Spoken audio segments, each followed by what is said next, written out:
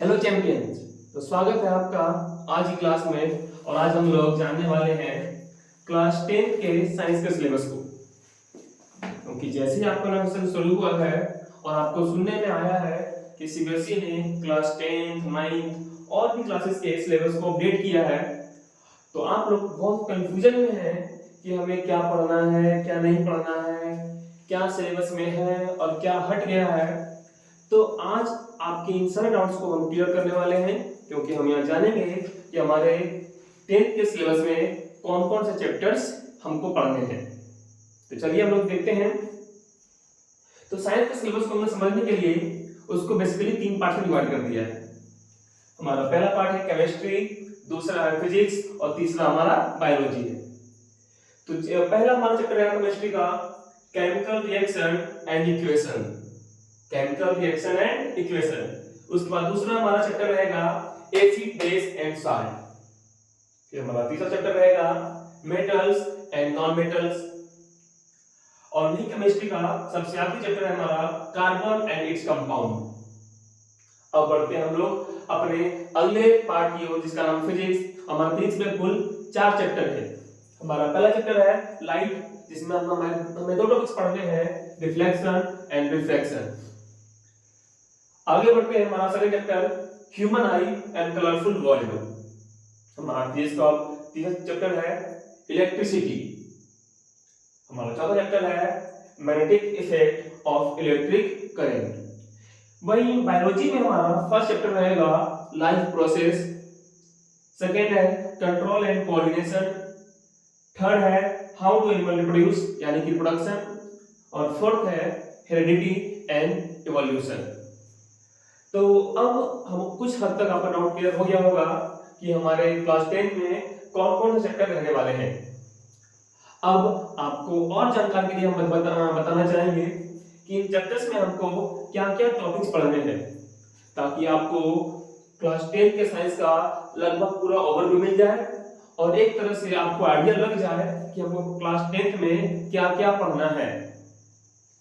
तो चलिए हम लोग शुरू करते हैं। पहला चैप्टर जो रहेगा केमिकल रिएक्शन एंड इक्वेशन। इसमें आप जानेंगे केमिकल रिएक्शन क्या होता है, टाइप्स ऑफ केमिकल रिएक्शन, उसको इक्वेशन में कैसे कन्वर्ट करते हैं, उसे बैलेंस कैसे किया जाता है, और oxidation, reduction, combination reaction, decomposition reaction और भी हमारे रियल लाइफ एग्जांपल्स हम लोग इसमें जानने वाले हैं।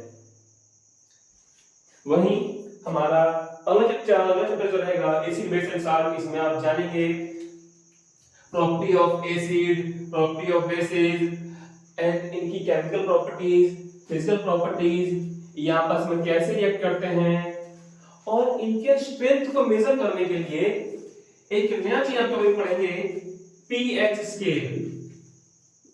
ये पीएच स्केल क्या होता है हम इस चैप्टर में जानेंगे। और भी बहुत इसके हमें रियल लाइफ यूज पढ़ेंगे हम लोग कि एसिड का रियल लाइफ यूज क्या है, बेस का रियल लाइफ यूज क्या है। तो बेसिकली आपको ध्यान देने वाली बात ये है कि क्लास 10 में साइंस का हर चैप्टर में आपको एक चीज कॉमन मिलेगा, और वो रहेगा हर चैप्टर का रियल लाइफ कनेक्शन। यानी कि आपको चैप्टर्स में कहीं ना कहीं कोई पॉइंट आपको रियल लाइफ से जुड़ता हुआ मिलेगा। और आगे बढ़ते हैं हमारे तीसरे चैप्टर की ओर, जिसका नाम है मेटल्स एंड नॉन मेटल्स। हालांकि आप मेटल्स और नॉन मेटल्स पढ़ते आए हैं पहले से, आपको थोड़ी जानकारी भी होगी, बट क्लास 10 में हम इसे थोड़ा डीप में पढ़ेंगे। मेटल्स की physical properties, chemical properties, non metals की फिजिकल प्रॉपर्टीज, केमिकल प्रॉपर्टीज, इनमें क्या डिफरेंस है, ये अर्थ पे किस फॉर्म में मिलते हैं, इनको अर्थ से कैसे एक्सट्रैक्ट करते हैं, ये सब हम इसमें पढ़ने वाले हैं। आगे हमारे पास है कार्बन एंड कंपाउंड। तो हम जानेंगे कि ये कार्बन क्या है, ये इतना इंपॉर्टेंट क्यों है, और कार्बन कैसे बॉन्ड बनाता है, कार्बन कंपाउंड कैसे फॉर्म करता है, और कार्बन के बहुत सारे कंपाउंड तो हम रियल लाइफ में कहां यूज करते हैं। तो ये आपके केमिस्ट्री में टॉपिक्स रहने वाले हैं, आप ये जानेंगे। अब आगे बढ़ते हैं फिजिक्स की ओर, जिसमें हमारा पहला चैप्टर रहेगा लाइट, रिफ्लेक्शन एंड रिफ्रैक्शन।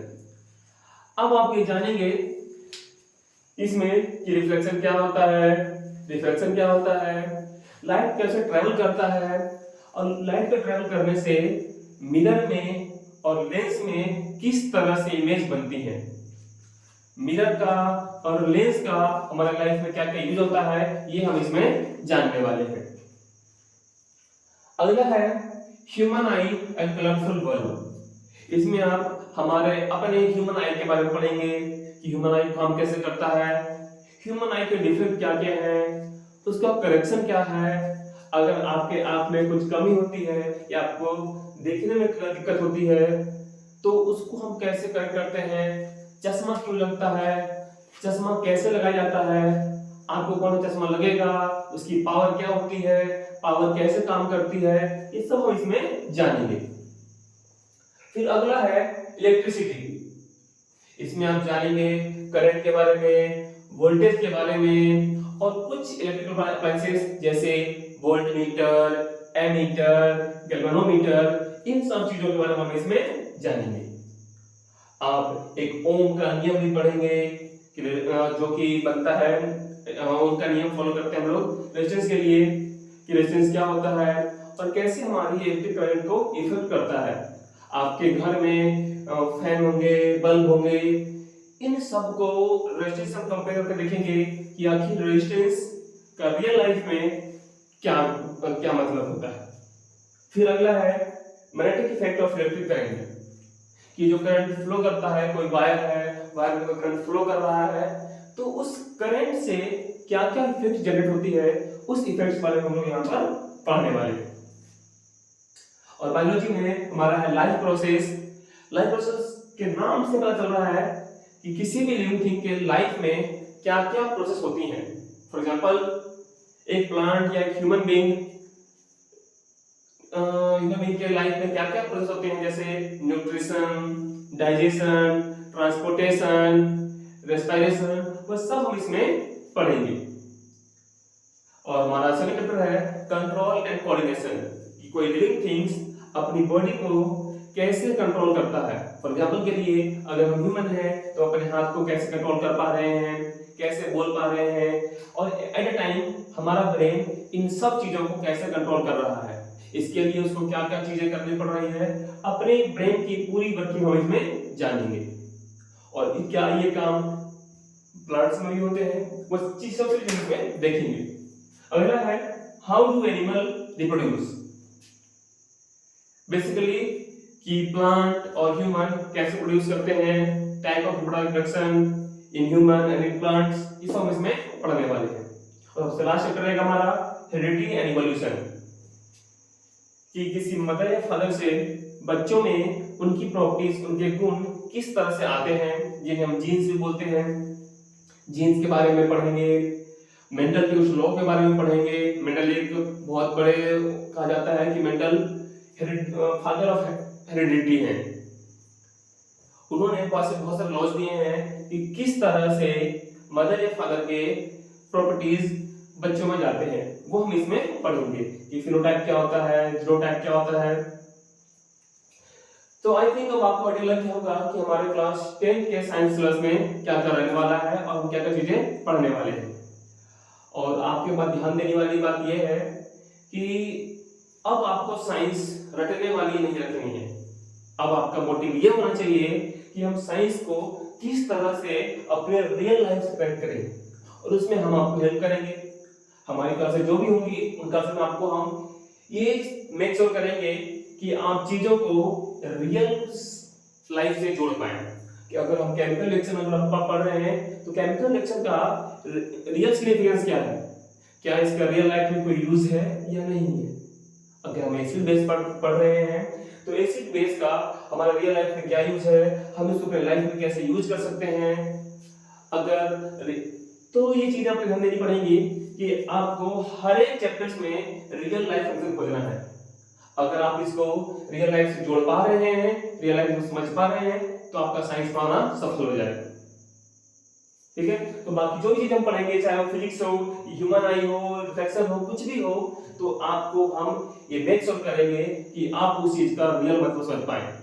आपको केवल बुक का इंफॉर्मेशन नहीं लेना है, आपको रियल लाइफ नॉलेज गेन करना है कि अगर ह्यूमन आई है तो एक ह्यूमन आई काम कैसे करता है, उसकी वर्किंग क्या क्या है, वो कैसे ह्यूमन आई कैसे काम करता है, अगर काम करते करते उसमें कुछ खराबियां आती है तो उसको कैसे ठीक किया जाता है, कि किसी की अगर मान लो नजर कमजोर है, विजन कमजोर है तो उसको ठीक करने के लिए चश्मा लगता है, तो चश्मा ये काम कैसे करता है कि चश्मा लगते ही उसको साफ साफ दिखना शुरू हो जाता है।